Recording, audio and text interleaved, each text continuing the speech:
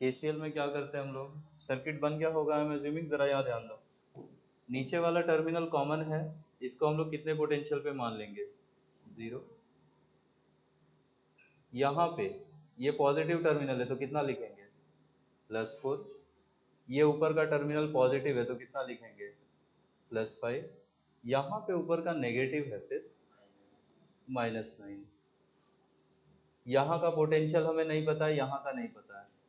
अच्छा, यहाँ पे जो पोटेंशियल होगा वही क्या यहाँ भी होगा, तो मान लो यहाँ पे पोटेंशियल V1 है, और यहाँ पे जो पोटेंशियल होगा V2 वही यहाँ पे होगा, तो मान लो कि यहाँ पे पोटेंशियल V2 है। अब V1 वाले नोड पे आपको या तो सारा करंट इनकमिंग या आउटगोइंग मानना पड़ेगा। V1 पे कितने ब्रांचेस से करंट आएगा, 3। कैसा मानना है, out incoming, let all currents are incoming. कितनी ब्रांचेस है वहाँ पे, 3। एक यहाँ से करंट आएगा, इसको I1 कह दो। एक यहाँ से करंट आएगा, इसको I2 कह दो। और एक यहाँ से करंट आएगा, इसको कह दो I3। I1 को कैसे लिखेंगे, I1 वाली ब्रांच में रेजिस्टर के नीचे पोटेंशियल कितना है, +4, और ऊपर में कितना है, V1। क्या लिखेंगे हम लोग, कहाँ से करंट हमने माना है कि नीचे से ऊपर जा रहा है, तो कैसे लिख देते हैं, V1 -4। क्यों, करंट तो 4 से V1 जा रहा है ना, तो हायर पोटेंशियल क्या हुआ, 4, तो हायर माइनस लोअर लिखेंगे, तो हम क्या लिखते हैं, 4 - V1। और रेजिस्टर कितने का है बीच में, 3। I2 क्या लिखेंगे, अब I2 इधर से जा रहा है 5 से V1 की ओर, क्या लिखेंगे इसको, 5 - V1 डिवाइडेड बाय रेजिस्टर कितना है, 2। ये वाला I3 को क्या लिखेंगे, ये इधर से इधर जा रहा है तो V2 से जा रहा है तो वो V2 - V1 upon what is the resistance, 2 ohms. ये मिलके कितना हो जाता, 0। नीचे में हमें 6 बना ले, तो इसको किससे मल्टीप्लाई करना पड़ेगा, 2 से, इसको भी 3 से, और इसको भी 3 से। ऊपर वाले इक्वेशन बताइए क्या बनेगी, 8 - 2V1 + 15 - 3V1 + 3V2 - 3V1 is equal to कितना हो जाएगा, 0। V1 वाले टर्म्स को क्लब कर दो, ये -2 -3 -5 और ये -8, तो ये इक्वेशन होगी 3V2 - 8V1, और नंबर्स क्या क्या हैं, 23 इज इक्वल टू कितना, 0। 2 अननोन है, एक इक्वेशन ये लिखी आपने, दूसरी इक्वेशन कहाँ पे लिखेंगे, नोड V2 पे, उसका भी देख ही लो फिर एक साथ लिखना। नोड V2 पे कैसा करंट मानना है आप,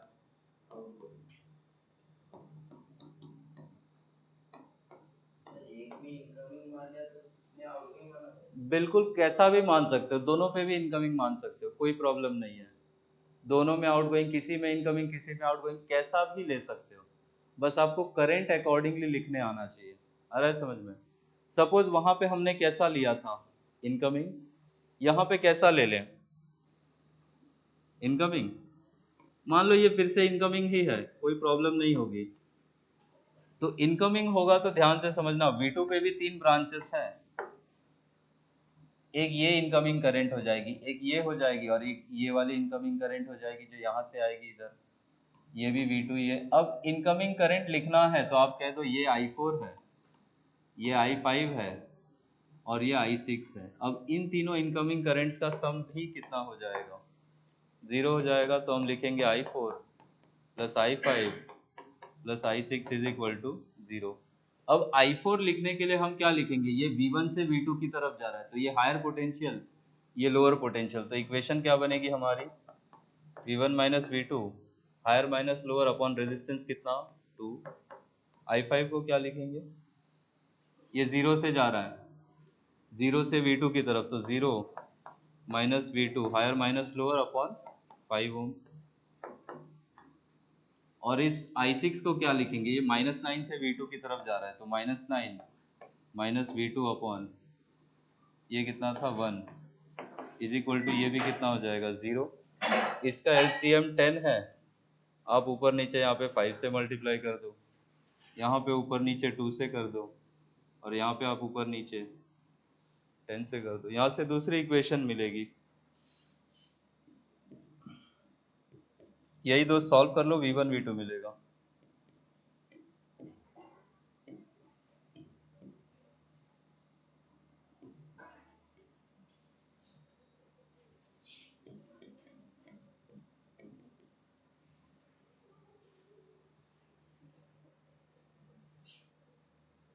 तो ये हो जाएगा -7v2, सॉरी -7 क्यों, 10 12 17।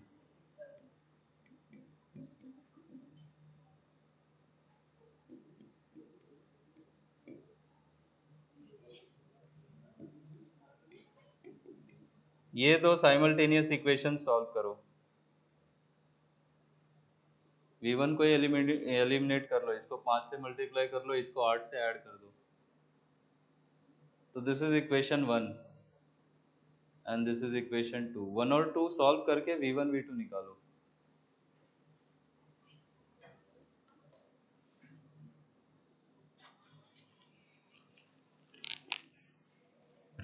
अनिल में तो प्रोसेस समझ में आया? ठीक।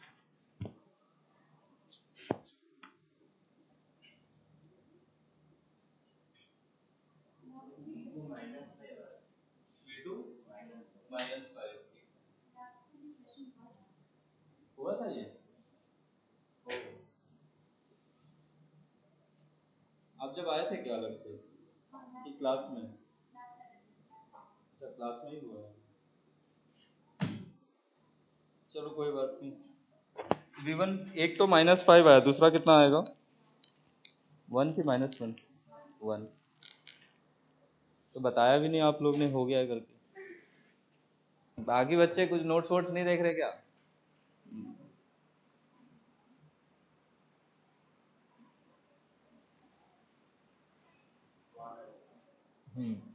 ठीक है।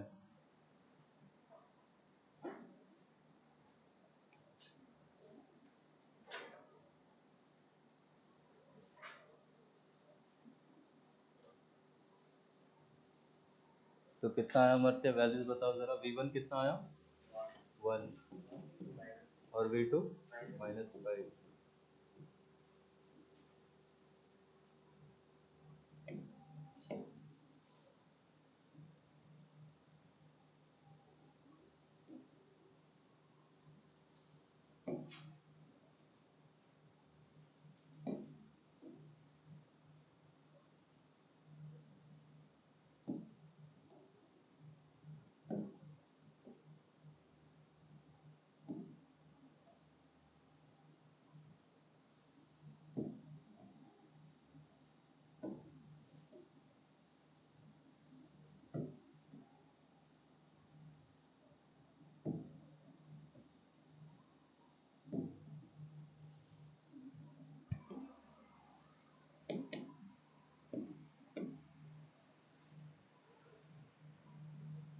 ये आया 1 और ये आया -5।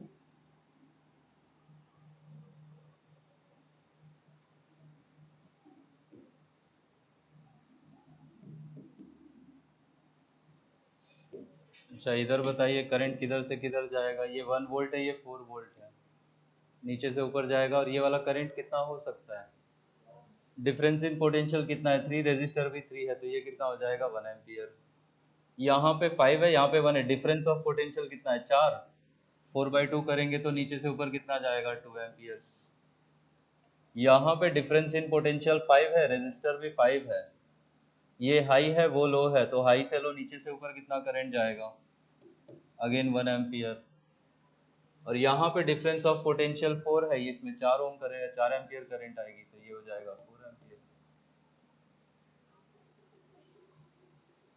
तो यहाँ तक करंट आएगी 4।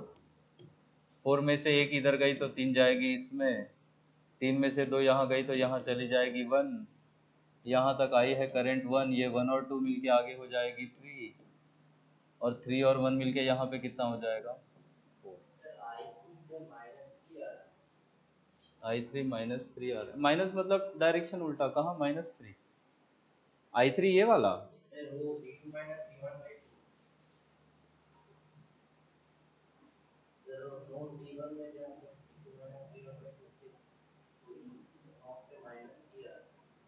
एक नोड पे पोटेंशियल 1 है, एक पे -5 है, डिफरेंस कितने का है अमर्त्य?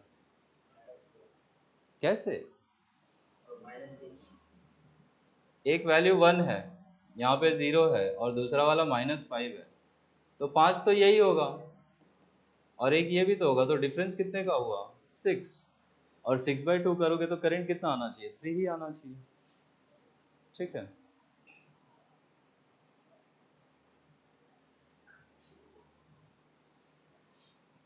चलो कुछ आपके जेई मेंस के क्वेश्चन करो। चलो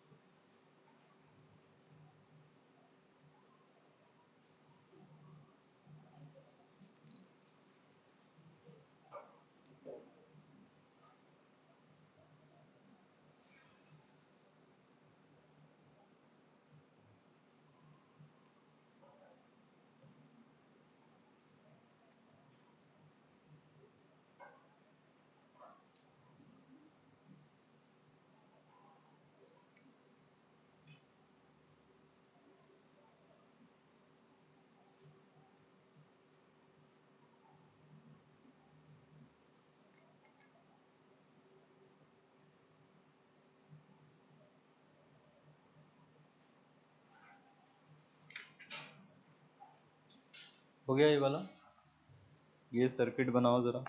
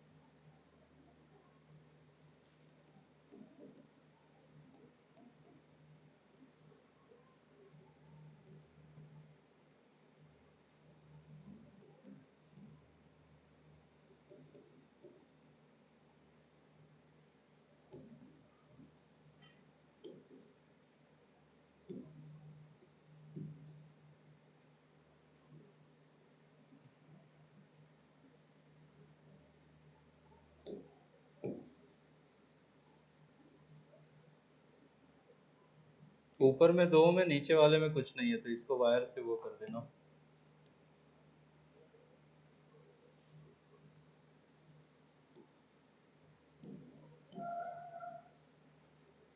जिसमें पूछा है आपसे।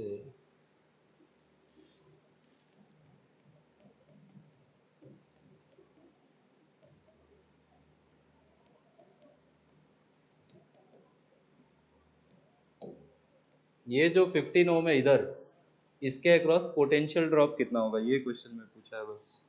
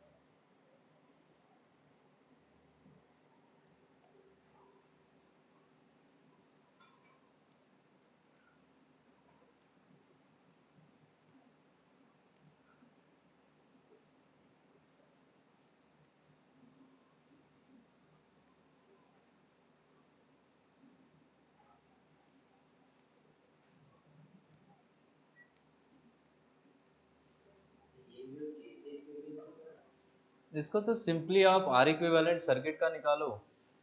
ऊपर वाले पूरे ब्रांच का एक इक्विवेलेंट पहले निकाल लो, नीचे वाले ब्रांच का एक इक्विवेलेंट पहले निकाल लो, वो दोनों आपस में पैरेलल होंगे। सर्किट का एक इक्विवेलेंट निकालो, फिर ये देखो बैटरी ने करंट कितना सप्लाई किया है, फिर आपको वो करंट डिस्ट्रीब्यूट करते हुए जाना है अंदर। केसीएल केवीएल कोई स्पेसिफिक मेथड तो नहीं यूज होगा।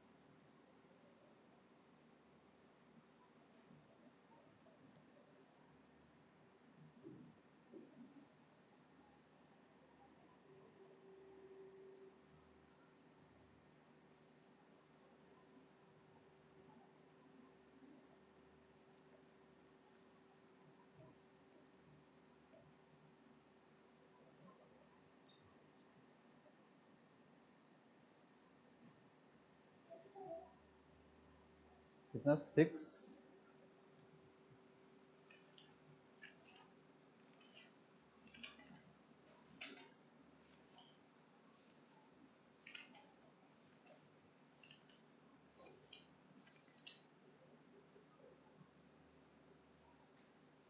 हम्म 6 आएगा 6।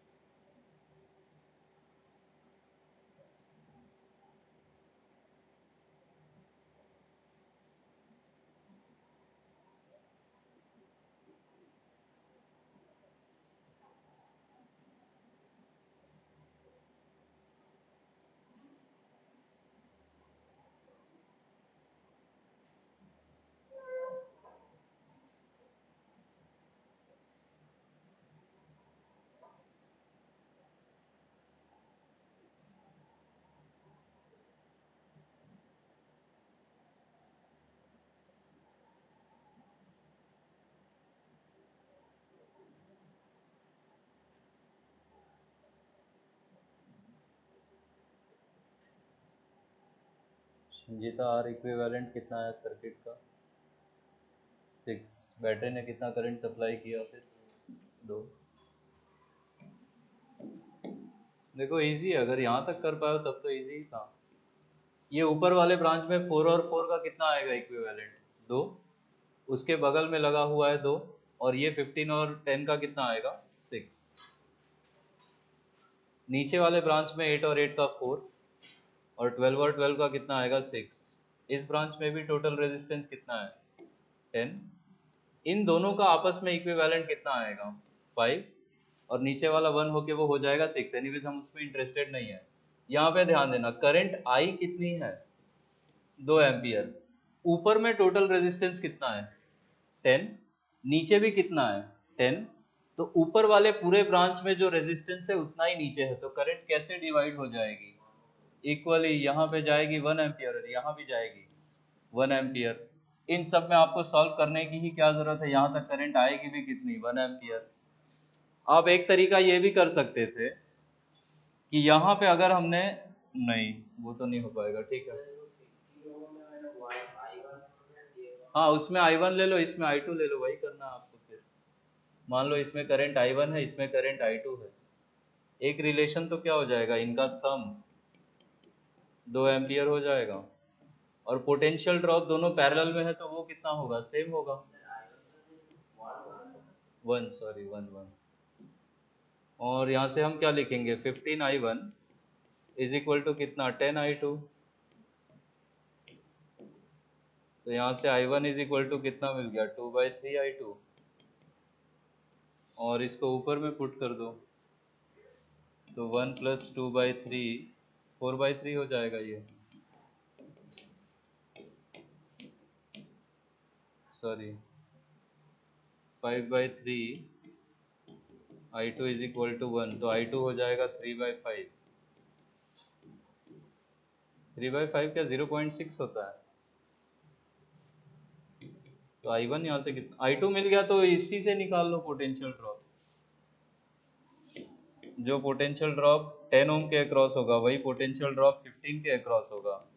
10 में करंट निकाल लिया तो उसी से निकाल लो, ये हो जाएगा I2 इंटू 10। I2 का वैल्यू हमने कितना निकाला 3/5 इंटू 10, तो ये कितना हो जाएगा, कोई एक करंट आ जाए आपको आंसर मिल जाएगा। अच्छा ये 12 ओम्स में पूछते पोटेंशियल ड्रॉप कैसे बांटते करंट, ये 1 का ऊपर कितना जाता 0.5 0.5, इसमें भी कितना जाता इक्वली डिस्ट्रीब्यूट होता, तो 0.5 इंटू 12 कितना आ जाता है यहाँ भी 6 ही आता क्या, ठीक है।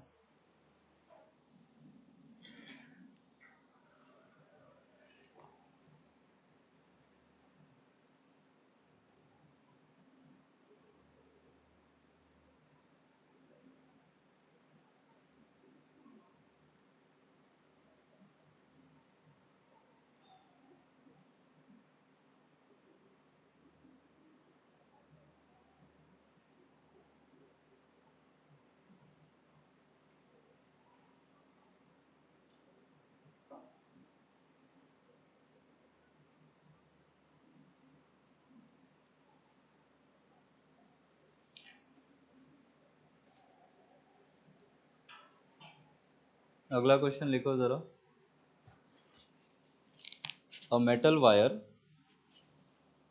of resistance 3 ohm,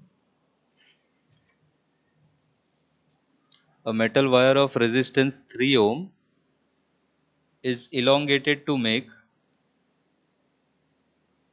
a metal wire of resistance 3 ohm is elongated to make a uniform wire, is elongated to make a uniform wire of double its previous length, to make a uniform wire of double its previous length. The new wire is now bent, the new wire is now bent and the ends joined, the new wire is now bent and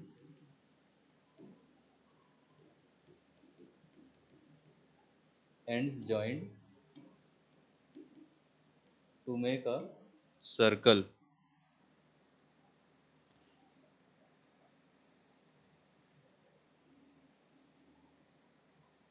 If 2 points on this circle, if 2 points on this circle make an angle 60 degree at the center,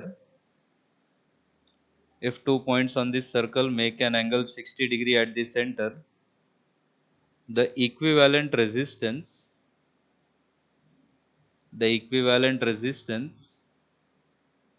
between these 2 points will be,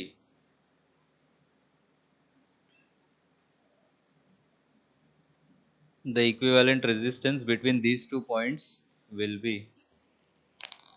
देखो मैं question का picture समझा दूं।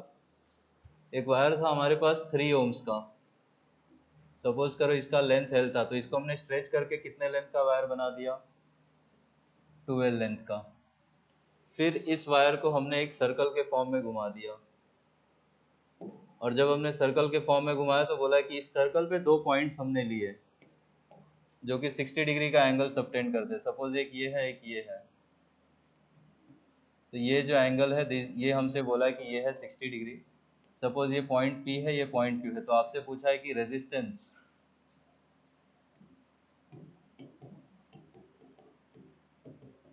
कितना होगा। Length 2 times किया होगा तो रेजिस्टेंस कितना हो जाएगा, R प्रोपोर्शनल टू L या L स्क्वायर, L स्क्वायर। तो लेंथ 2 टाइम्स हुआ तो रेजिस्टेंस 4 टाइम्स होके कितना हो जाएगा वो 12। तो इसका रेजिस्टेंस हो गया 12 ओम्स। तो ये पूरे वायर का ही रेजिस्टेंस कितना हो जाएगा 12 ओम्स। अब उसको कैसे कैसे तोड़ोगे, उसी का अगर वो समझ गए हो तो फिर क्वेश्चन हो जाएगा। थोड़ा ट्राई करो। तो इस पूरे वायर का भी रेजिस्टेंस है 12 ओम्स।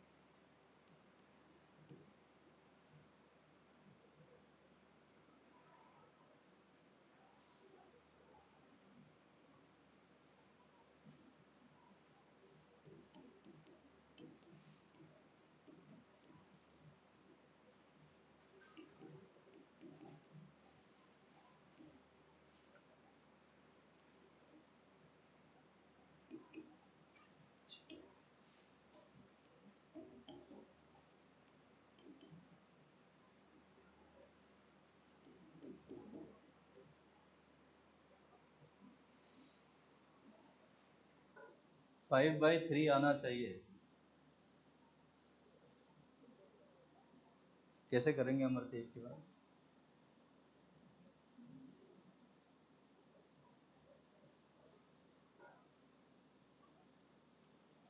क्या रेजिस्टेंस प्रोपोर्शनल टू लेंथ होता है, ठीक है। दो रेजिस्टर्स हैं क्या पी क्यू के बीच में, एक ऊपर वाला जो 60 डिग्री बना रहा है और नीचे वाला कितना डिग्री बनाएगा, बाकी का 300 डिग्री बनाएगा। S S is equal to क्या आर थीटा होता है। तो हम लिख सकते हैं कि ये जो आर्क लेंथ है this will be proportional to theta, और यही जो आर्क लेंथ है यही रेजिस्टेंस के प्रोपोर्शनल होगा। हम्म? अरे आर्क लेंथ का फॉर्मूला क्या होता है पगलू। मैं ये कह रहा हूं कि ये वाला लेंथ अगर सपोज L1 है तो यहाँ पे रेजिस्टेंस हम कितना बोल सकते हैं R1। ये लेंथ L1 है, 60 डिग्री एंगल है, ये बचा हुआ एंगल कितना है 300 डिग्री, उसका कितना टाइम्स है 5 टाइम्स है। तो ये वाला लेंथ भी कितना टाइम्स होगा 5 टाइम्स ही तो होगा। तो ये लेंथ हो जाएगा 5L1। तो अगर L1 में रेजिस्टेंस R1 है तो यहाँ पे कितना हो जाएगा 5R1, और दोनों को जोड़ देंगे तो कितना R1 हो जाएगा 6R1, और 6R1 का ही वैल्यू कितना है हमारे पास 12 तो R1 का वैल्यू कितना हो जाएगा 2 ohms। तो अब ये जो सर्कल था जिसमें हमने PQ मार्क करा हुआ था, हम बोल सकते हैं कि यहाँ पे ऊपर जो R1 हमने माना था उसका वैल्यू कितना आएगा 2 ohms, और नीचे में जो रेजिस्टर हमने माना था उसका वैल्यू कितना आएगा, उसका 5 टाइम्स 10 ohms। और इसी के बीच में आपसे इक्विवेलेंट पूछा था, तो इन दोनों का कनेक्शन कैसा है, पैरेलल है, क्योंकि इन दो पॉइंट्स के बीच में पैरेलल में कनेक्टेड है। तो आर इक्विवेलेंट आपका फाइनली कितना हो जाता, 2 इंटू 10/2 + 10 कितना हो जाता 12, तो ये होता 20/12, जो कि कितना देता 5/।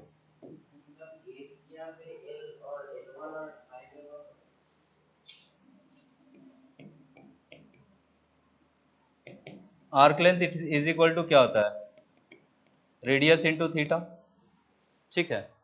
और यहाँ पे वायर का जितना लेंथ होगा क्या उतना उसका रेजिस्टेंस होगा। आर इज इक्वल टू हमने आपको क्या फॉर्मूला पढ़ा है बेसिक वाला, रो एल बाई ए। तो एरिया पूरे जगह कांस्टेंट होगा, तो आर प्रोपोर्शनल टू क्या होगा एल। और यही एल की जगह पे, यही जो एल है इसी की जगह पे हम क्या ले रहे हैं, आर्क लेंथ। तो रेजिस्टेंस प्रोपोर्शनल होगा आर्क लेंथ के। तो इसका आर्क लेंथ 60 डिग्री का होगा, 60 डिग्री के प्रोपोर्शनल, इसका उसका 5 टाइम्स होगा। तो ये अगर L1 है ये 5L1 होगा। वो लॉजिक यूज करा है हमने। तो resistance is proportional to arc length, ये याद रखो सर्कल वगैरह में, ये याद रखना।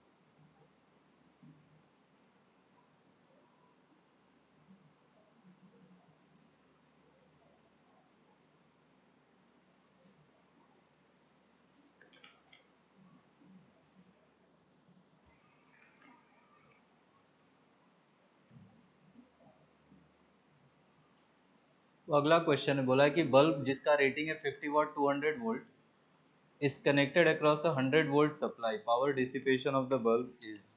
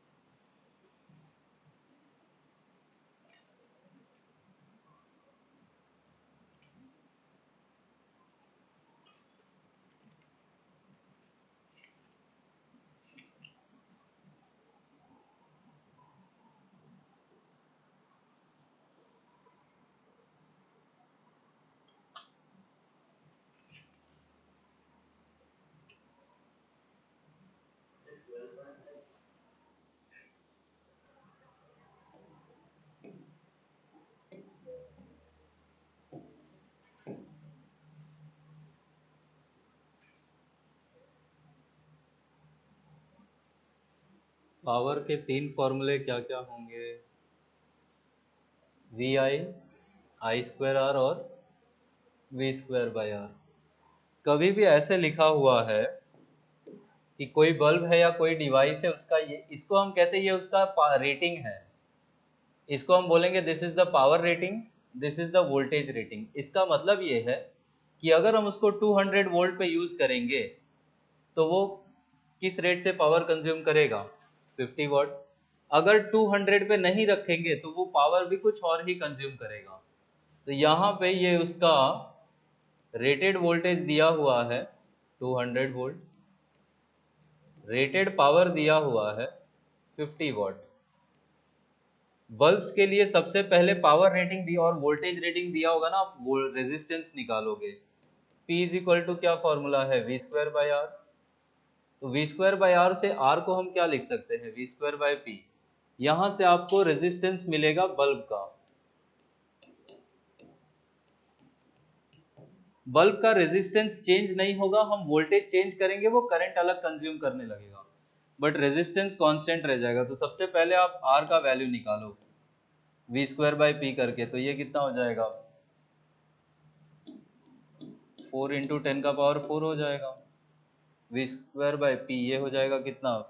5 इंटू 10 कर दो, तो ये 4/5 इंटू 10 का पावर 3 है। इसको ऐसा ही रखो, ये हुआ आर। और सेकेंड केस में पूछ रहा है पावर डिसिपेशन कितना होगा। अब हमें नया वोल्टेज कितना दिया हुआ है? 100। तो पावर के लिए अगेन फॉर्मूला वही यूज कर लो, P is equal to V square by R. तो इस बार V कितना लेंगे? 100 का स्क्वायर 10 पावर 4 हो जाएगा, और R का वैल्यू कितना है? तो ये कितना हो जाएगा? 5/4 होता है 1.25 इंटू 10, आपका आंसर। क्या चीज? P is equal to V I. आपको करंट निकालनी पड़ेगी ना फिर।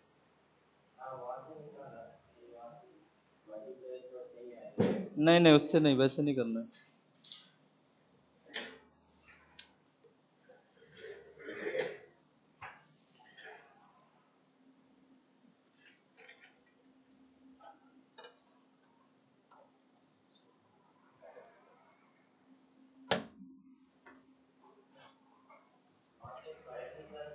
करंट कैसे निकालोगे?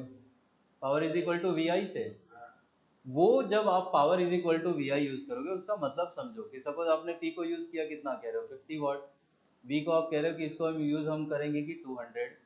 तो यहाँ से सपोज आप आई निकालोगे तो ये पी बाई वी हो जाएगा। तो पी बाई वी जब करोगे तो क्या ये 1/4 आ जाएगा। ये 1/4 एम्पियर तब करंट कंज्यूम हो रहा है जब आपका बल्ब 200 वोल्ट पे है। आ रहा है बात समझ में? ओम्स लॉ हमसे क्या कहता है कि V is proportional to I। 200 volt पे आपने 1/4 एम्पियर करंट कंज्यूम किया, आप वोल्टेज बदल दोगे तो करंट सेम रहेगा कि अलग हो जाएगा? अलग हो जाएगा। आ रहा है समझ में? इसलिए आप V इंटू आई से नहीं सॉल्व करोगे। आपको वो चीज ढूंढनी है जो कांस्टेंट रह जाए, वोल्टेज चेंज हो उसके साथ चेंज ना हो। तो उसके लिए हम लोग क्या चीज पकड़ेंगे? रेजिस्टेंस। क्योंकि इस प्रोपोर्शनैलिटी का, ओम्स लॉ में प्रोपोर्शनैलिटी कांस्टेंट क्या होता है? रेजिस्टेंस। वो तो चेंज नहीं होगा, हम वोल्टेज कितना ही बढ़ाते जाएं। वोल्टेज बढ़ाएंगे करंट बढ़ जाएगा, वोल्टेज घटाएंगे करंट घट जाएगा। ठीक है, तो आप हमेशा ऐसे ही करोगे। दो बार P is equal to V square by R use करना है, एक बार रेजिस्टेंस निकालने के लिए, दूसरी बार वही रेजिस्टेंस पुट कर दिया जाएगा। ठीक है। बल्ब का ब्राइटनेस किस पे डिपेंड करता है? It depends on the power consumed by the bulb. अगर किसी बल्ब ने ज्यादा पावर कंज्यूम करी है तो वो ज्यादा ब्राइट ग्लो करेगा। आ रहा है समझ में?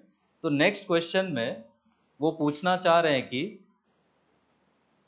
बल्ब का जो इल्यूमिनेशन है वो कितने से ड्रॉप होगा। तो हम किसका पावर, किसका चेंज निकालेंगे? पावर का चेंज निकालेंगे। ठीक है, क्वेश्चन लिखो। लिख ही देता हूं मैं, उतार लो।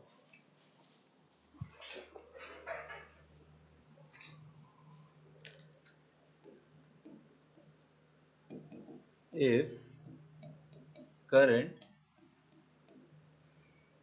through a bulb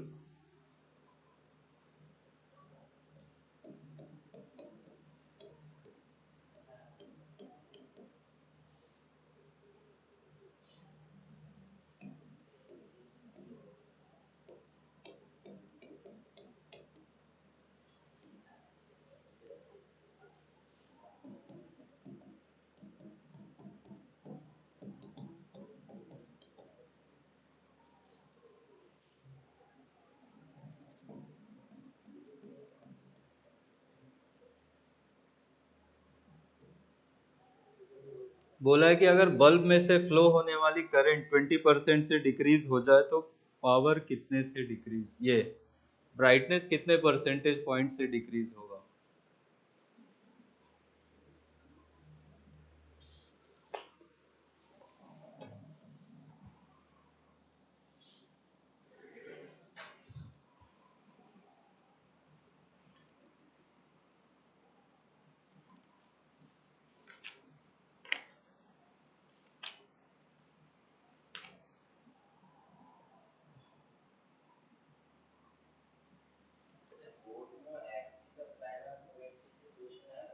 इसमें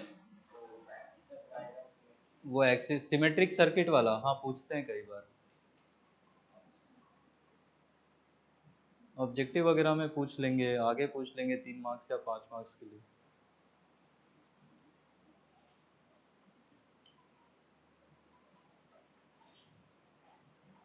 केसीएल केवीएल वाले सर्किट्स के पूछे जाने की प्रोबेबिलिटी ज़्यादा है compare to symmetric circuits. Symmetric circuits हम लोग आपको सिखाते हैं ताकि कॉम्पिटिटिव एग्जाम में जो बड़ा बड़ा डरावना सर्किट है उसके लिए, बोर्ड्स में उतना नहीं जाते। 36 पावर के 3 फॉर्मूले हैं, V I, V square by R और आई स्क्वायर आर। कौन सा यूज करेंगे? वी आई क्यों नहीं यूज करेंगे, करंट तो वहां भी है। करंट जब ड्रॉप करेंगे तो पोटेंशियल भी ड्रॉप होगा, ठीक है, तो हमारा वर्किंग फॉर्मूला तो यही है।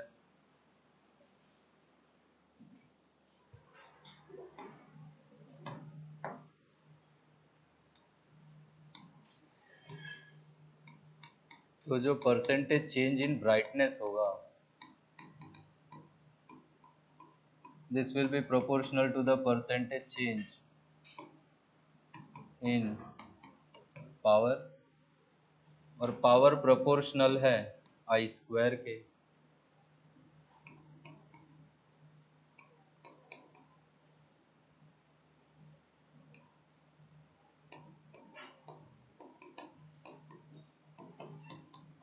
P final minus P initial upon P initial into 100 करना है।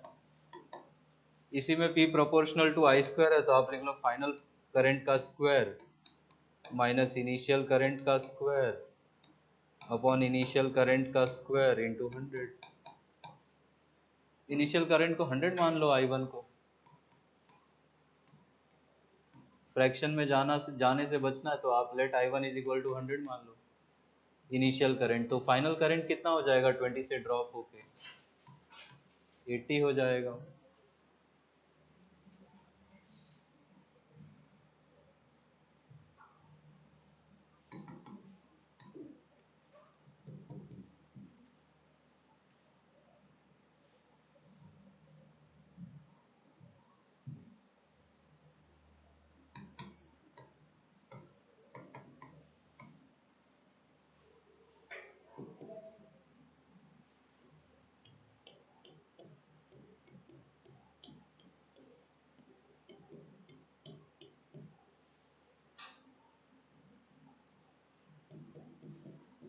कितना आ रहा है ये 36%।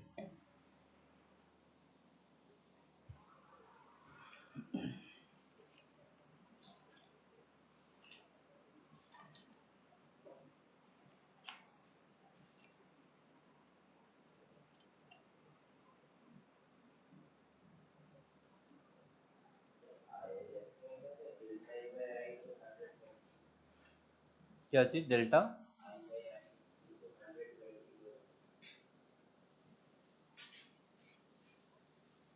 वो delta I by I into 100 तो आपने परसेंटेज चेंज इन करंट निकाला ना, पर आपका ब्राइटनेस पावर पे डिपेंड कर रहा है, और पावर किसके प्रोपोर्शनल है यूजिंग दिस फॉर्मूला।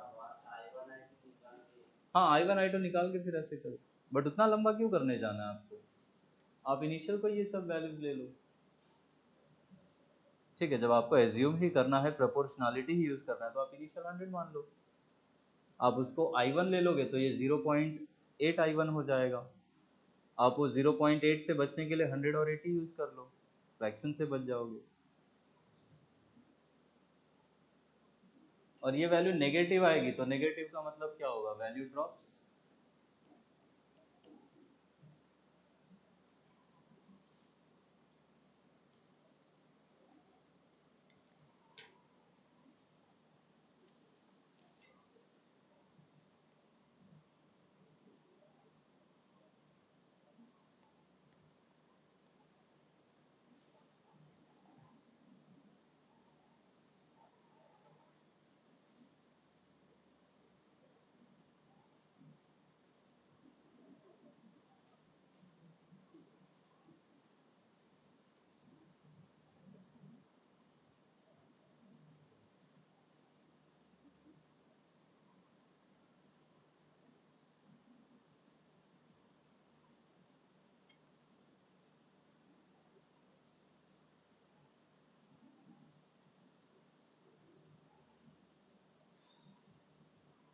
हो गया,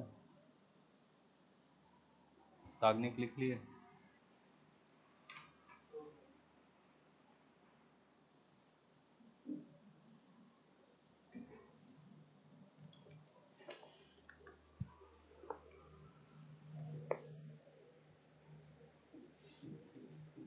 चार सर्किट्स दिए हैं, आपको इंक्रीजिंग ऑर्डर में अरेंज करना है according to the power consumed.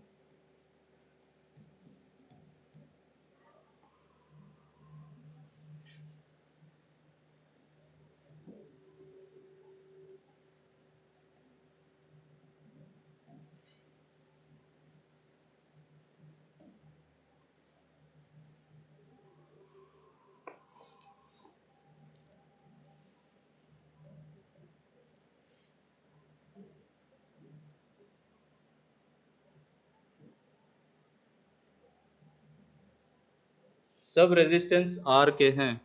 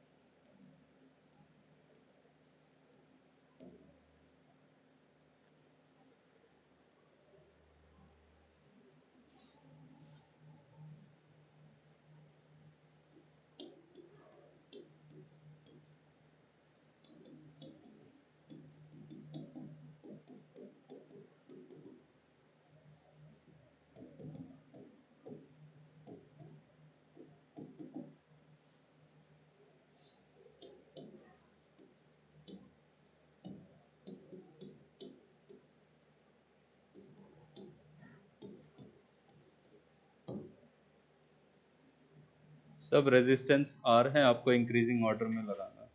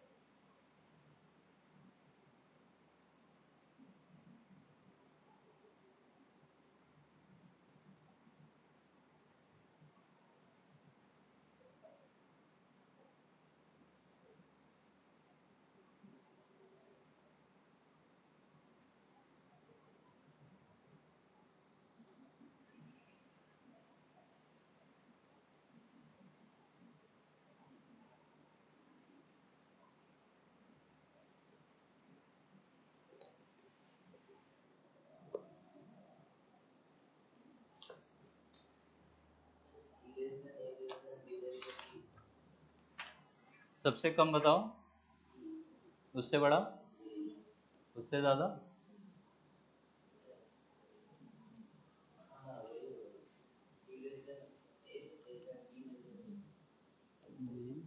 और ये डी, ऐसा ऑर्डर।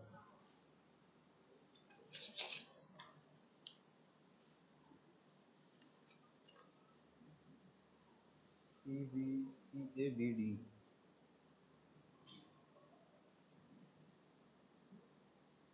ऐसा तो ऑप्शन ही नहीं है। आप फॉर्मूला ये यूज करो, P is equal to I same है तो I square into R equivalent use कर लो, आर इक्विवेलेंट निकालते जाओ, करंट सब में सेम है। C B A and then D, CBAD ऐसा ऑप्शन है। रुक जाओ मैं देख के बताता हूँ। यही होना चाहिए। ठीक है, एक मौका मिला, इसमें भी गलती कर दोगे।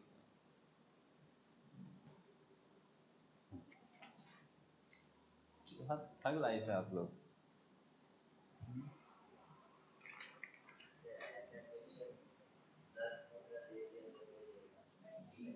ऐसा 10-15 ही क्यों देगा, 25 तो क्वेश्चन है टोटल, 10-15 ऐसा ही दे देगा।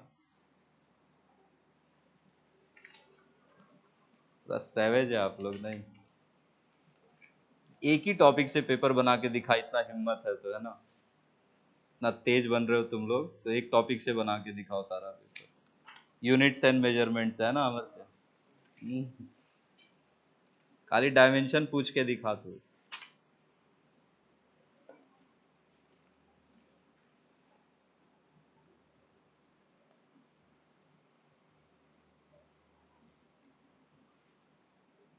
क्वेश्चन लिखिए अगला।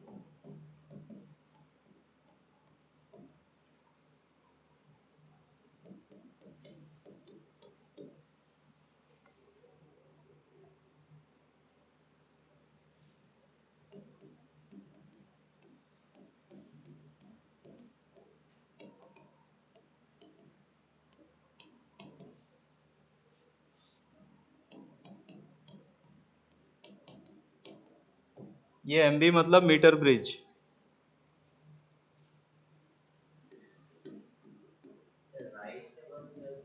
गैप, राइट वाला gap.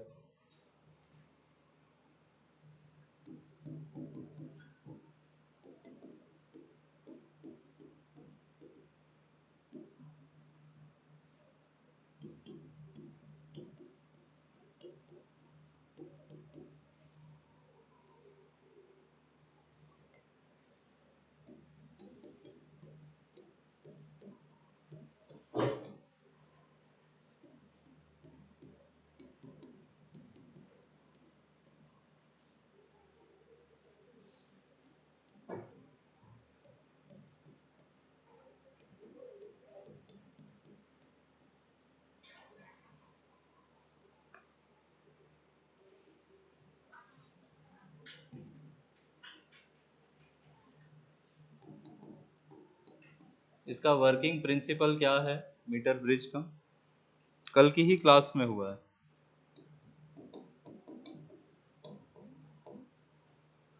On what principle does the meter bridge work?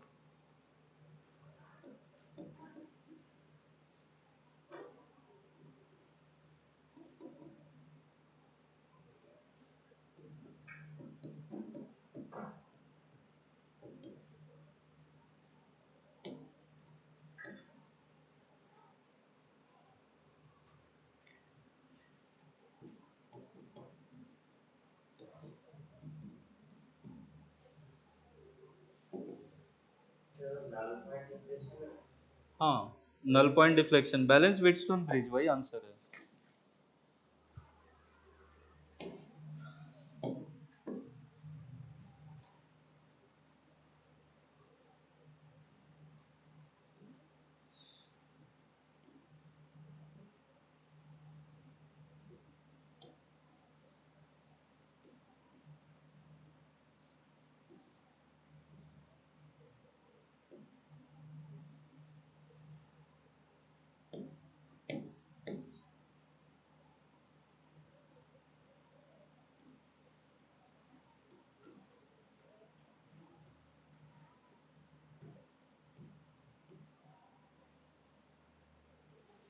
Left में नोन रेजिस्टेंस लगाया हमने कितने का, 4.5 का, और राइट में हमने कुछ तो भी आर लगा दिया, ये मान लो।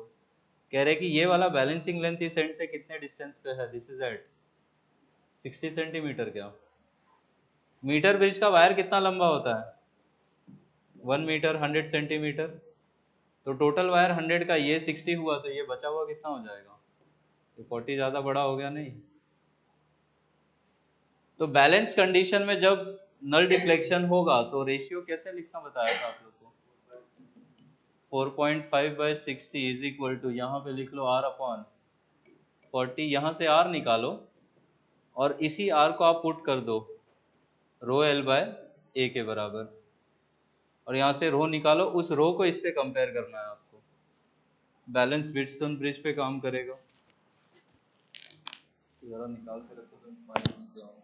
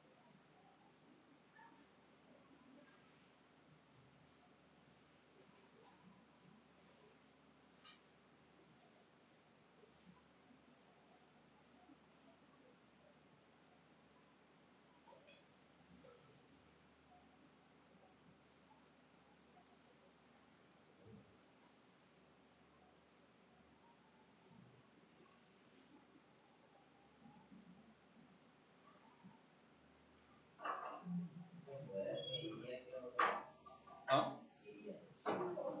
रेडियस दिया है ना, पाई आर स्क्वायर यूज करो, पाई का वैल्यू 22/7 देना, वो आर स्क्वायर से कटेगा, कितना है समृद्धि, 66। ऑप्शन तो है 138,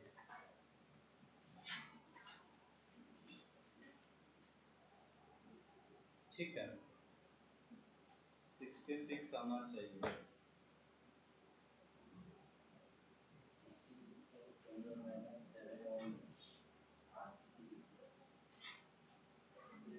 टू बाई थ्री इंटू 4.5 तो 9/2 लिख दे, ये 3 आया है, तो यहाँ से रो को हम कितना लिखते हैं,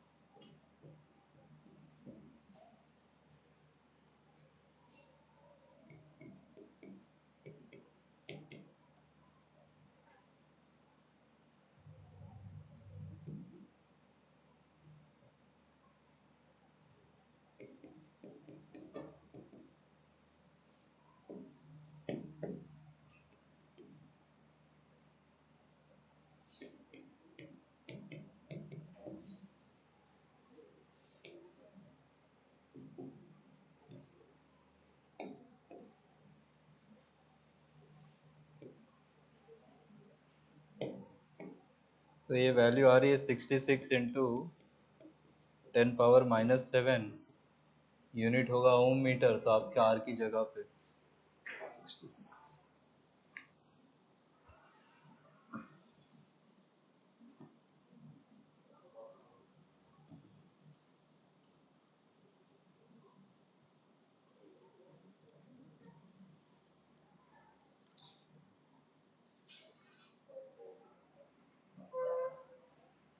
अच्छा, इस चैप्टर में ना कुछ क्वेश्चंस गैल्वानोमीटर से एमीटर बनाने वाला, गैल्वानोमीटर से वोल्टमीटर बनाने वाला भी होगा। उसको अभी सॉल्व मत करना, वो मैं मैग्नेट के एंड में जब मूविंग कॉइल गैल्वानोमीटर पढ़ाऊंगा तो कन्वर्जन वहीं पे करवाऊंगा। कुछ बुक्स में वहां भी दिया होता है, कुछ बुक्स में यहाँ भी दिया होता है।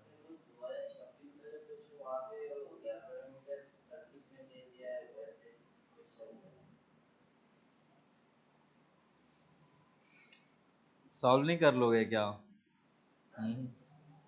गैल्वानोमीटर सर्किट में है। आपने फाइल भेजा था ना, आई थिंक मुझे। इतना 5 बार 6 बार कल पूछ पूछ के परेशान किए। और शाम में क्या मैसेज किए, सर नहीं आ पाऊंगा। 10 बार पूछे मुझसे, आज शाम में क्लास होगा तो, क्लास होगा तो, क्लास होगा तो। और रात में खुद ही मैसेज कर दिए शांति से कि आज नहीं आ रहा हूँ मैं, आगे कभी आ जाऊंगा। आप ही का बढ़िया है। हाँ, उसका वो उड़ा हुआ था, क्या कहते हैं, केसीएल केवीएल। चलो लिखो अगला क्वेश्चन। सुबह कौन बैठा था? नहीं, वो तो ओलंपियाड वाले बच्चे, वो बस सुबह ही आते हैं। तो मुझे ही याद नहीं। वो राजन्या क्या? हाँ, वो तो टेस्ट देने आती है। उसका भी भगवान ही मालिक है। हम्म। हम्म?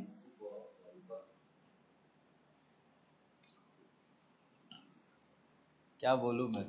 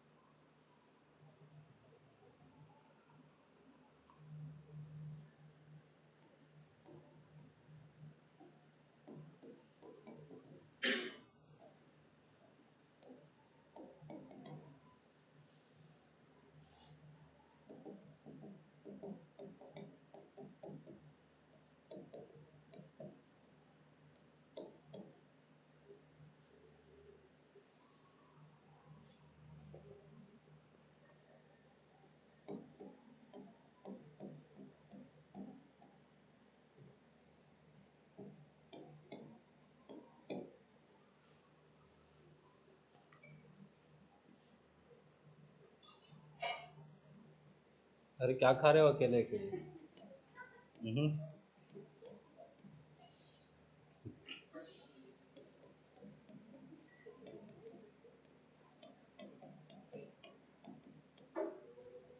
शेयरिंग इज केयरिंग, ऐसा ऐसा नहीं सीखे हो?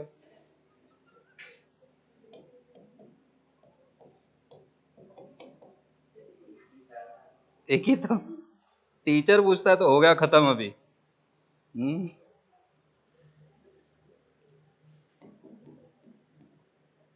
ये सर्किट है, 3 वोल्ट मीटर्स लगे हुए हैं। ऊपर में ये है V1, ये है V2। अरे रुपसा, अभी तक आवाज आ नहीं रहा था, नींद में घूम रही थी। हम्म, क्या ऐसा खा लिया कि पूरा एकदम एनर्जी आ गया है?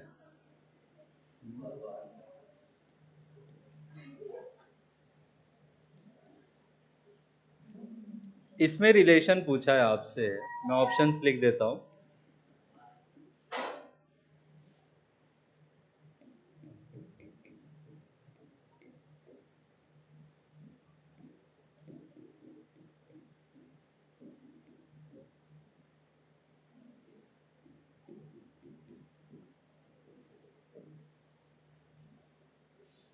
सभी का इंटरनल रेजिस्टेंस अलग अलग है।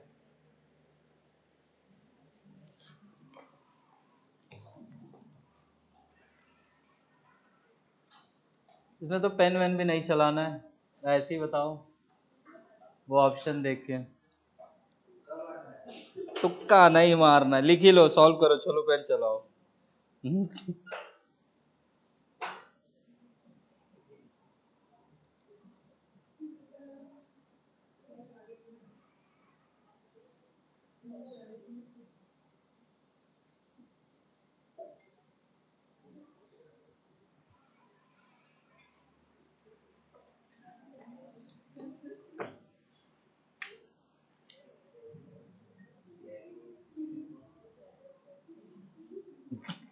अकेले अकेले खाओ, पचेगा नहीं, पचेगा नहीं, मैं नजर लगा रहा हूँ।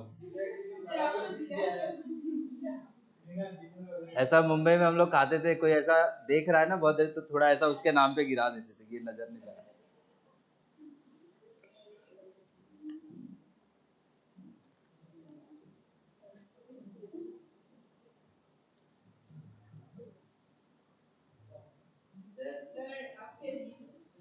सच्ची में नहीं, खा लो आप लोग के, साग नहीं खा लो, लाओ। क्या नहीं खाया? कैसा चावल? ये लो अनिमिता। नहीं, आंसर बताओ चलो, थोड़ा थोड़ा एनर्जी आ रहा है।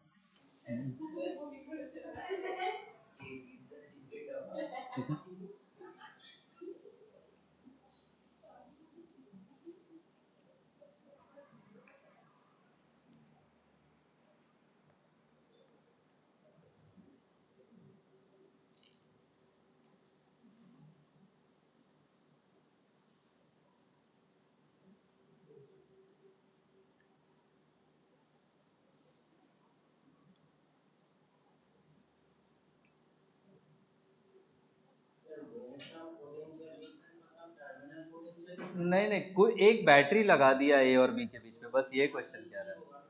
हाँ, आप ऐसे समझो, ऊपर में कुछ रेजिस्टर है, उसके अक्रॉस हमने एक वोल्ट मीटर लगाया है, उसने रीडिंग मेजर करी V1।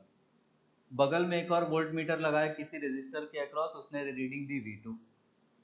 ऐसा सर्किट एक्चुअल में ऐसा रहा होगा, एक रेजिस्टर, दूसरा रेजिस्टर, फिर ये नीचे ये रेजिस्टर, इसके अक्रॉस आपने एक वोल्ट मीटर लगाया, इसने रीडिंग दी V1, इसके अक्रॉस दूसरा लगाया, इसने रीडिंग दी V2, और यहाँ पे आपने तीसरा लगाया, इसने रीडिंग दी V3। वो इंटरनल रेजिस्टेंस कहने का ये मतलब है कि वो आइडियल नहीं है, उसका कुछ तो भी फाइनाइट इंटरनल रेजिस्टेंस, बस वो मीनिंग है उसका। आप बस वो दो पॉइंट्स पकड़ के एनालाइज करो ना। ऑप्शन डी ही होगा, बेस्ट ऑप्शन वही है। आप ये बताओ कि ये दो पॉइंट्स के बीच में हाउ इज द कनेक्शन, इन दो पॉइंट्स के बीच में ऊपर वाला ब्रांच और नीचे वाला ब्रांच कैसा है? पैरेलल में है। कह रहे कि यहाँ पे पोटेंशियल है V3, यहाँ पे पोटेंशियल बोला है V1 है, और यहाँ पे पोटेंशियल बोला है V2 है। तो अभी आपने जो भी करंट में सीखा है उसके बिहाफ पे क्या बोल सकते हैं कि ये जो V3 है वो ऊपर में किसके किसके सम के बराबर होगा। बस ये सब पूछ रहे हैं जेईई मेंस में।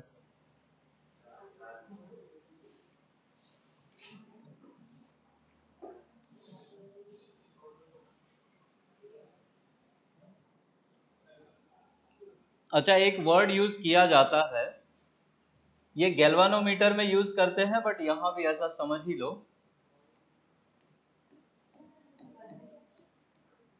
शंट का मतलब क्या होता है?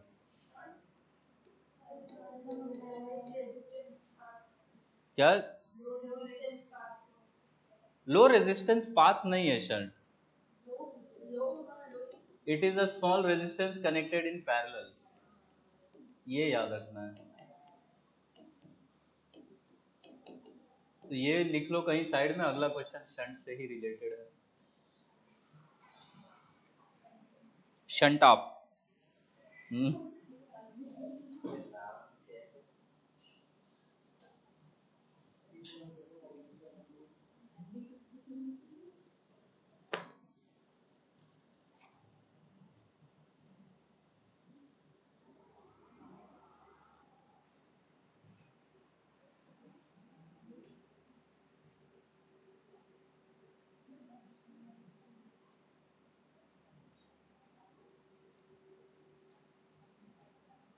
इन अ मीटर ब्रिज एक्सपेरिमेंट, लिखो क्वेश्चन।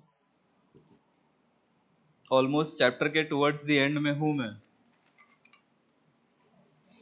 अगले वीक करंट पढ़ के आओगे कि उसके अगले वीक? मुझे एक जेई मेंस का टेस्ट लेना है करंट का। अरे कल तो वो नॉर्मल संडे वाली क्लास में टेस्ट होगा, मैं जेई के लिए पूछ रहा हूँ। रुपसा कहाँ घुमा रही हो मुझे? कल नहीं है क्या? कल वाला अलग है। पूरा चतुराई एकदम ऑन टॉप है। लिखो 11th का टेस्ट कब दोगे? अभी जाना है जनवरी में पेपर देने।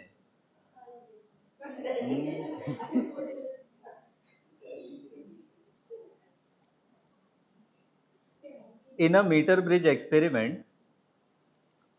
the balance point is obtained.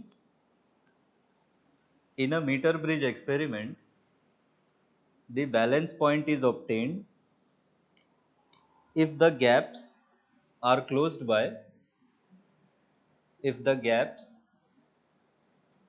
in a meter bridge experiment, the balance point is obtained if the gaps are closed by 2 ohm and 3 ohm,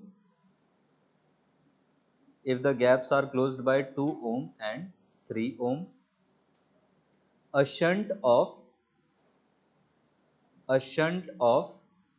x ohm is added to 3 ohm resistor. A shunt of x ohm is added to the 3 ohm resistor, which shifts the balancing point, which shifts the balancing point by 22.5 centimeter,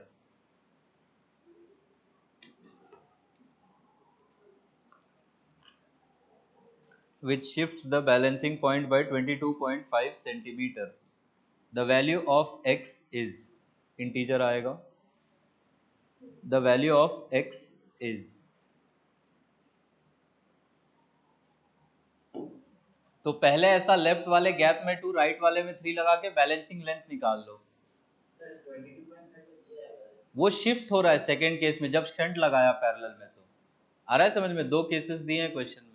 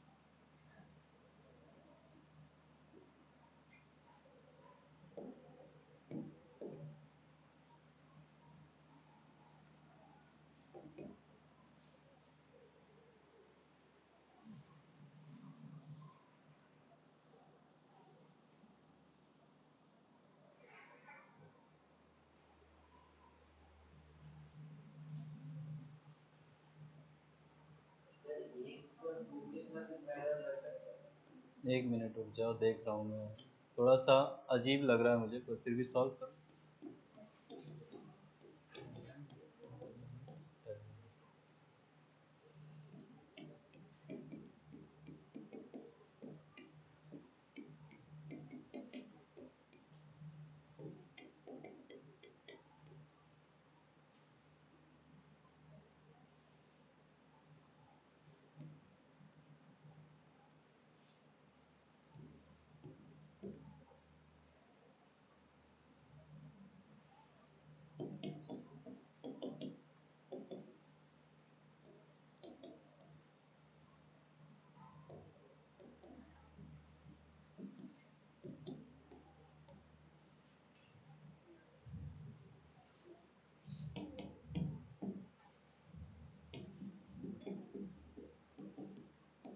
इसको जरा solve करो तो L का value, L तो 40 आया ना, तो इसको 40 प्लस ये ले लो।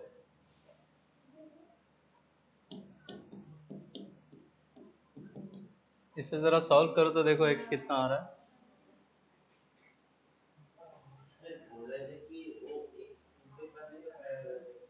नहीं, मीटर ब्रिज में तो अलग अलग रखते हैं ना, एक अलग एक अलग। तो एक गैप में 2 ओम्स लगाया है, दूसरे गैप में 3 ओम्स लगाया है। तो क्वेश्चन में बोला है कि कुछ बैलेंसिंग लेंथ मिला, फिर बोला कि 3 ओम को शंट कर दिया, तो 3 के साथ कुछ पैरेलल में लगाया हमने, और तब बैलेंसिंग पॉइंट शिफ्ट हो गया बाय 22.5। तो वो नेगेटिव में आया, वो होगा। तो पहले 40 पे था, अब वहां से ऐड कर लो, यहाँ पे सब्ट्रैक्ट करो। किधर जा रहा है ये तो हमसे नहीं बताया ना, तो हम उसको ऐड ही कर देंगे। एक बार करो देख के, पता नहीं बहुत क्लियर तो नहीं बोल रहा है क्वेश्चन में।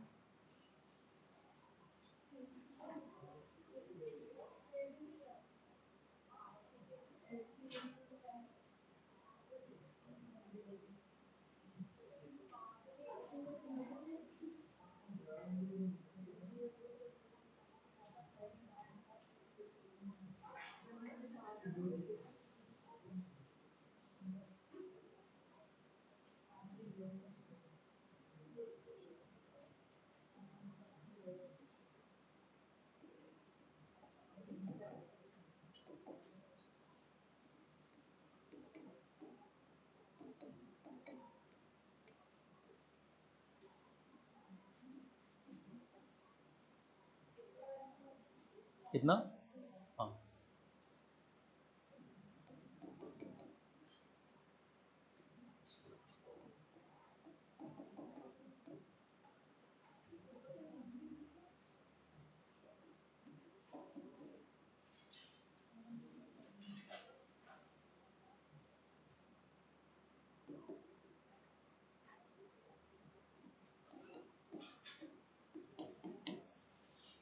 सॉल्व कर लो इसको, x का वैल्यू 2 आएगा।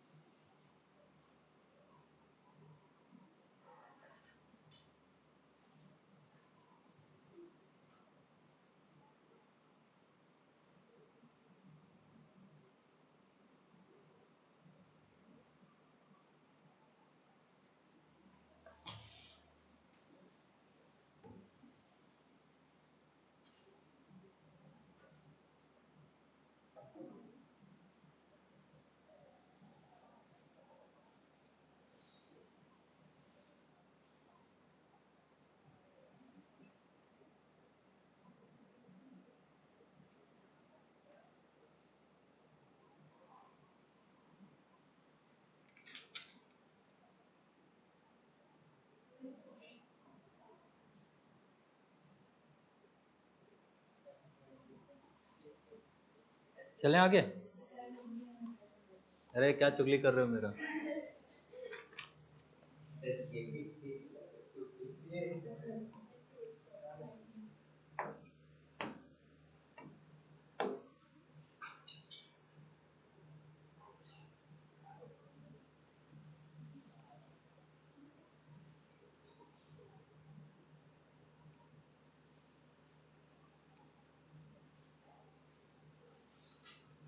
11th का यूनिट्स मेजरमेंट्स थोड़ा सा पढ़ के आना, तो अगली क्लास में सैटरडे में। अरे क्यों, क्या जेई मेंस देने नहीं जाओगे क्या?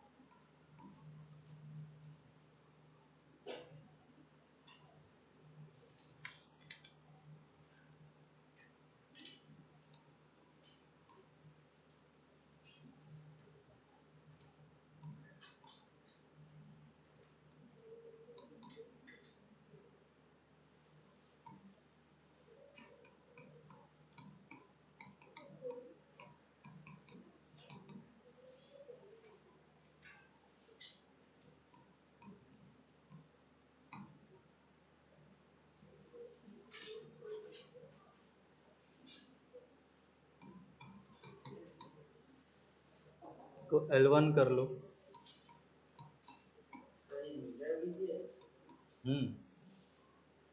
ऐसा सिंप्लीफाइड डायग्राम उन्होंने दिया, मैंने भी वही बना दिया।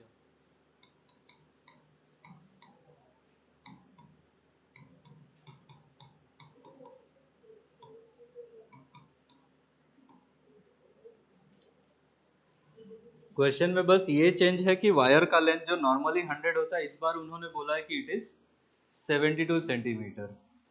लेफ्ट में 12 ओम्स है, राइट में 6 ओम्स है। तो पूछा है बैलेंसिंग लेंथ कितने पे आएगा, नियरेस्ट इंटीजर पे वैल्यू रिपोर्ट करना है।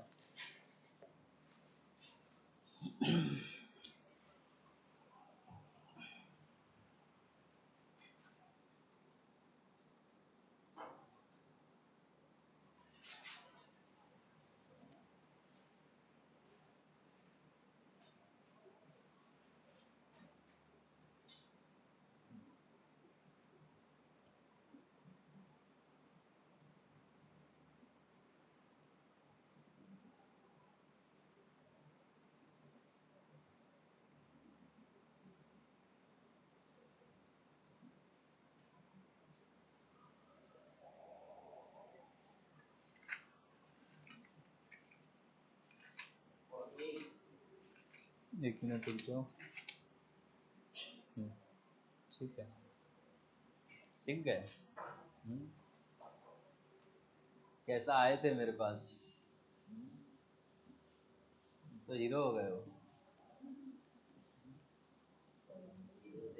बस 72 माइनस L1 करना है, 100 माइनस L1 नहीं। और L1 कितना आ रहा है, 40।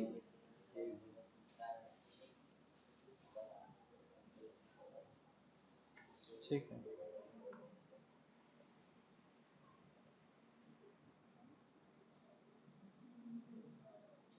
बाकी तो कन्वर्जन वाले क्वेश्चन से अब बहुत सारे।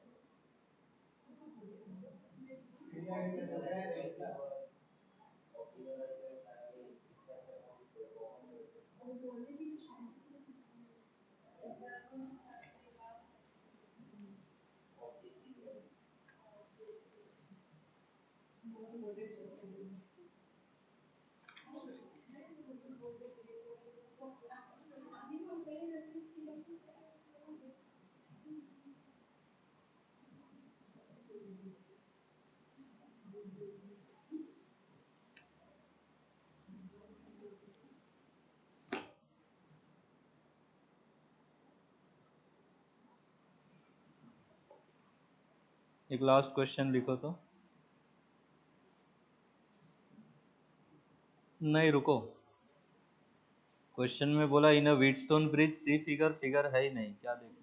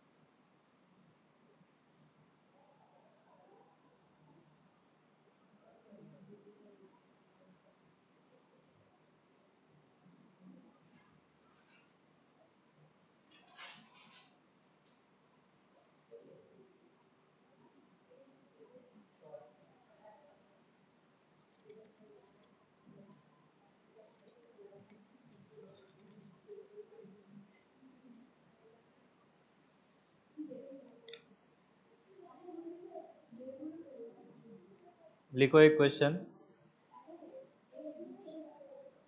इन the experimental setup of metre bridge, last question ही होगा ये। In the experimental setup of metre bridge,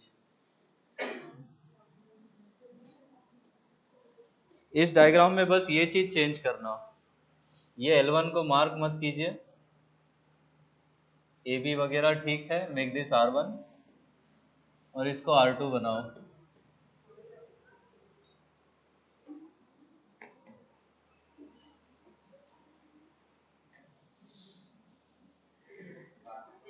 बाकी सेम है, same diagram. In the experimental setup of metre bridge shown in the figure, ये डायग्राम उतार लो जी, same diagram.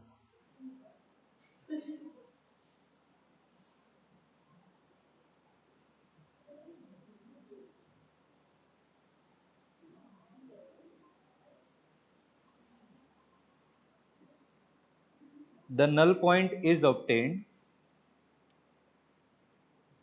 The null point is obtained at a distance. The null point is obtained at a distance of 40 centimeter.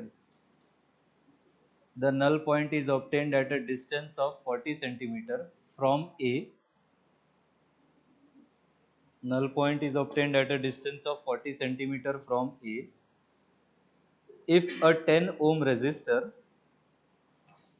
if a 10 ohm resistor is connected in series, if a 10 ohm resistor is connected in series with R1, if a 10 ohm resistor is connected in series with R1, the null point shifts by 10 centimeter. The null point shifts by 10 centimeter. The resistance that should be connected in parallel, the resistance that should be connected in parallel with, the resistance that should be connected in parallel with, bracket में ऐसे लिखो,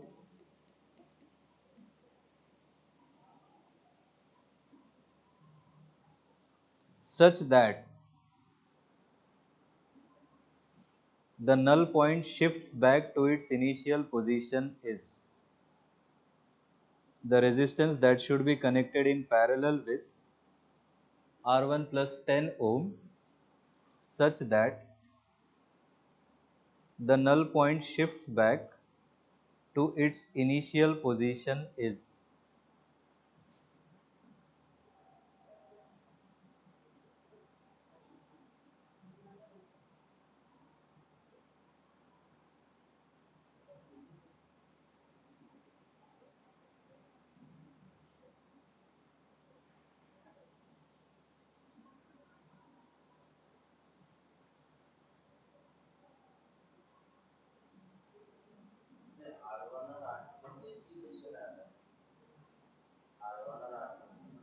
R1 और R2 में क्या आ रहा है? 4R2/3, हाँ ठीक है। तो अगर वो फिर से ओरिजिनल पोजीशन पे आएगा तो यही रेशियो फॉलो होना चाहिए, फिर से वही रेशियो लिख दो।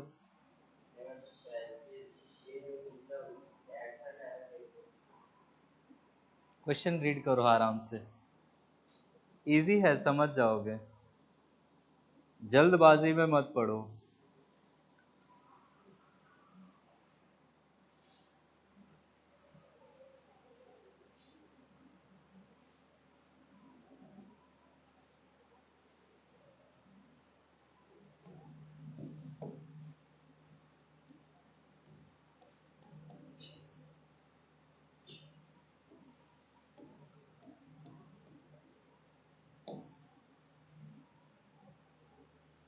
ये फर्स्ट सिचुएशन गिवन है।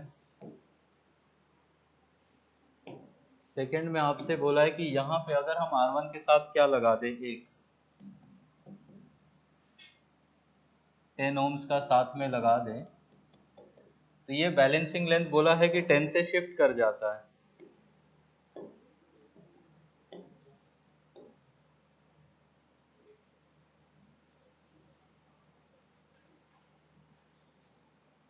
तो ये जो बैलेंसिंग लेंथ अब आया है ये कितना हो जाएगा 40 + 10 50 और ये भी कितना हो जाएगा 50।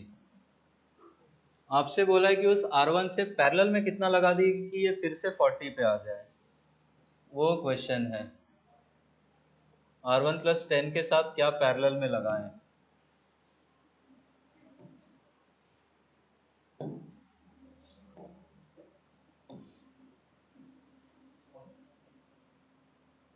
$60।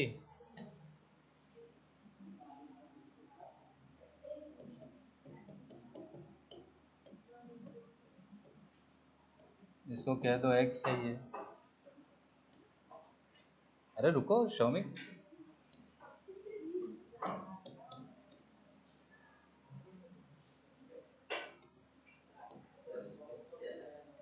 सुख चैन किसी के जीवन में नहीं है। नहीं कितना आया 60 193। ठीक है,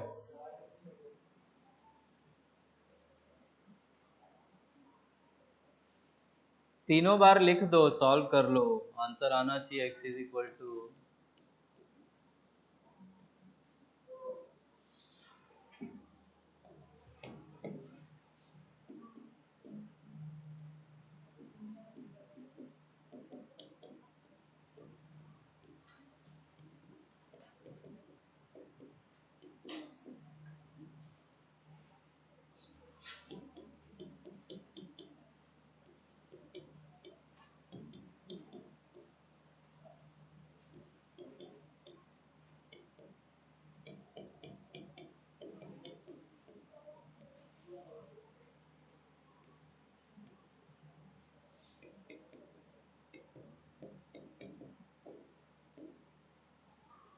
R1 R2 में एक रिलेशन वहां से आएगा, एक यहाँ से आएगा, यहाँ से R1 R2 निकाल लो।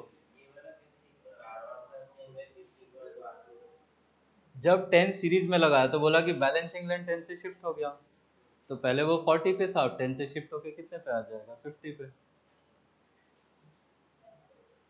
और जब आप यहाँ पे लिखोगे तो इनका इक्विवेलेंट कितना हो जाता, x into R1 + 10 upon R1 + x + 10।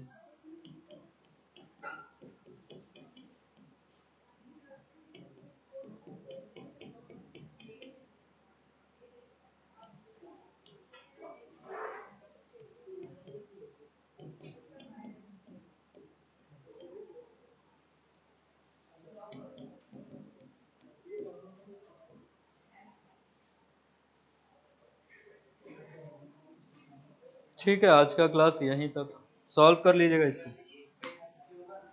क्या राइट में थोड़ी कुछ चेंज किया है, हमने तो x इसके साथ पैरेलल में लगाया।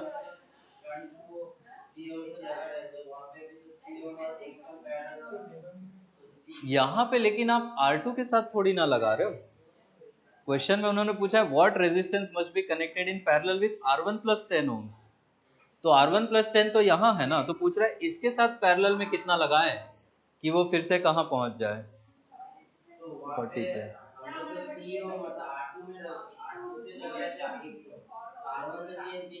नहीं, इस क्वेश्चन का कह रहे हो, इसका तो उन्होंने शंट किसको करने बोला था क्वेश्चन में 3 को, इस क्वेश्चन में किसके अक्रॉस पैरेलल में लगाने बोला है R1 + 10 के, किधर भी थोड़ी लगा देंगे, क्वेश्चन पढ़ ही नहीं रहे हो।